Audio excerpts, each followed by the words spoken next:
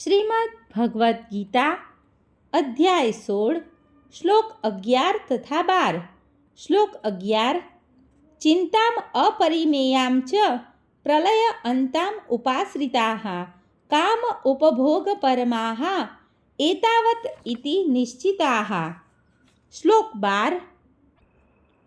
આશાપાશ શતૈઃ બદ્ધાઃ કામ ક્રોધ પરાયણાઃ ઇહંતે કામ ભોગ અર્થમ અન્યાયેન અર્થ સંચયાન।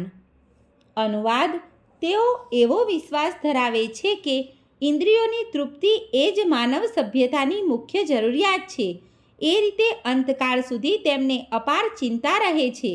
તેઓ લક્ષ્ય અવધિ ચિંતાઓની જાળમાં બંધાયેલા રહીને અને કામ તથા ક્રોધમાં ડૂબેલા રહીને ઇન્દ્રિય તૃપ્તિ માટે અનૈતિક સાધનો દ્વારા ધન સંગ્રહ કરે છે।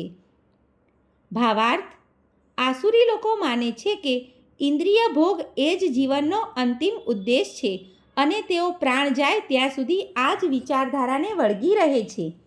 તેઓ મૃત્યુ પછીના જીવનમાં માનતા નથી।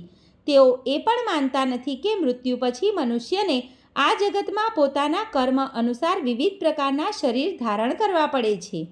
જીવન માટેની તેમની યોજનાઓનો ક્યારેય અંત આવતો નથી અને તેઓ એક પછી એક બીજી યોજના બનાવતા રહે છે જે કદાપી સમાપ્ત થતી નથી। અમને આવી આસુરી મનોવૃત્તિવાળા એક માણસનો અંગત અનુભવ છે કે જે અંતકાળ વખતે પણ વૈદ્યને પોતાનું જીવન વધુ 4 વર્ષ લંબાવવા આજીજી કરતો હતો, કારણ કે તેની યોજનાઓ ત્યારે પણ અધૂરી હતી। આવા મૂર્ખ લોકો જાણતા નથી કે વૈદ્ય એક ક્ષણ માટે પણ જીવનને લંબાવી શકતા નથી। જ્યારે મૃત્યુનું તેડું આવે છે ત્યારે મનુષ્યની ઈચ્છાનો વિચાર કરવામાં આવતો નથી। કુદરતના કાયદા કોઈ પણ મનુષ્યને નિશ્ચિત અવધિથી વધુ એક ક્ષણનો પણ ભોગ કરવાની રજા આપતા નથી। આસુરી મનુષ્ય ઈશ્વર અથવા પોતાની અંદર વિદ્યમાન પરમાત્મામાં શ્રદ્ધા ધરાવતો નથી અને માત્ર ઇન્દ્રિય તૃપ્તિ ખાતર સર્વ પ્રકારના પાપ કર્મ કરતો રહે છે।